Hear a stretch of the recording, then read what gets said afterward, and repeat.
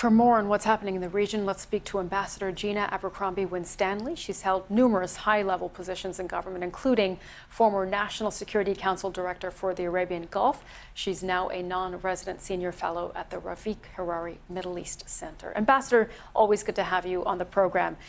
How fragile do you see this ceasefire at this point, now that President Trump seems to have talked to both sides about making sure they do respect it? Thank you.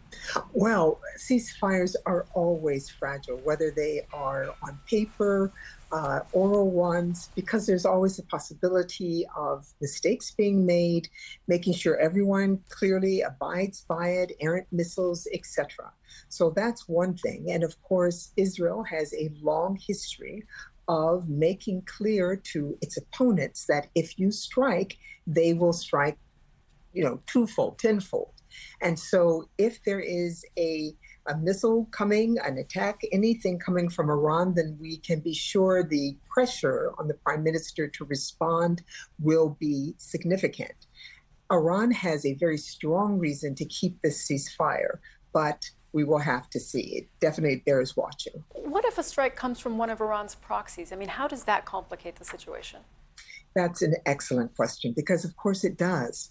An intelligence assessment no doubt would be made to determine whether it was likely directed by Iran or an individual maneuver by a proxy, because proxies are not necessarily under tight control. We certainly saw that with regard to the Houthis during the strikes that it was making on shipping and against Israel. The Iranians were saying they did not control the Houthis.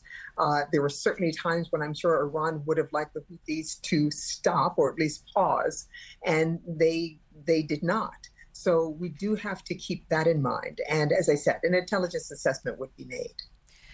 What do you think the last 3 to 4 days have done for U.S. presence in the region? Do you think it has established the U.S. again as kind of the power center in being able to broker such a ceasefire?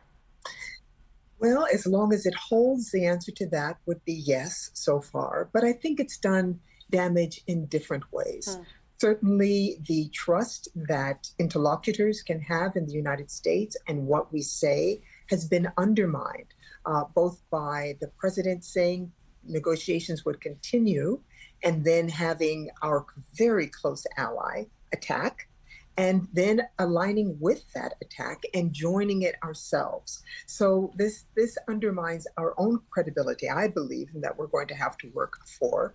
It also adds to the question of our ability to deter.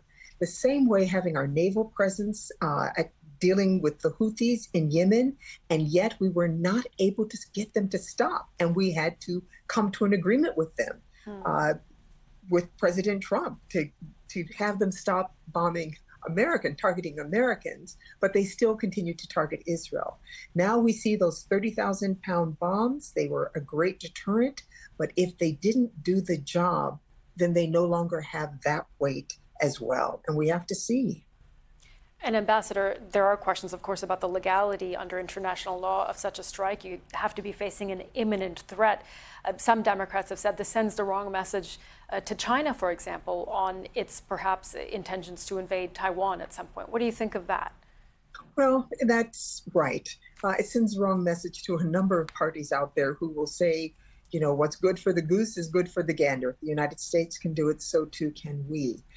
Any number of these hurdles have been faced since Hamas's heinous attack against Israel October 7th, with regard to how we were treating Israeli breaches of international law, certainly credible war crimes, and U.S. aid should have been held if we were following the law, if we were following our values and what we say, and yet we have not. And therefore, it undermines our credibility in criticizing others, as we have seen with regard to Ukraine and Russia. So it is making the world a more dangerous place, I'm sorry to say. Okay, Ambassador, thank you as always for your analysis. Great to have you on. My privilege. Thank you.